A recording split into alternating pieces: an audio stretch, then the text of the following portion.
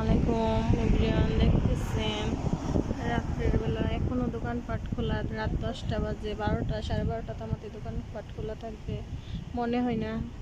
রাত্র জানে হয়েছে, দিনের বেলা মনে হয়।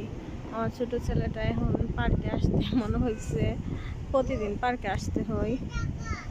এত পার্কের পাগল, এর বাবার সাথে পার্কে আসছে, বুঝছেন। এখানে গাছপালা আছে, শুধু আলতু ফালতু গাছ, কোনো এটা ফলের গাছও না। অনেক ঠান্ডা আছে আমার বাড়িতে, অনেক বাতাস। এদিকে পার্কের এরিয়ায় অনেক আরাম।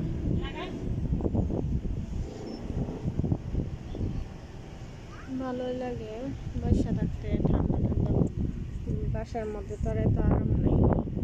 বাসার মধ্যে এসির বাতাস, শুধু এই এসির বাতাসের তলে থাকতে হয়।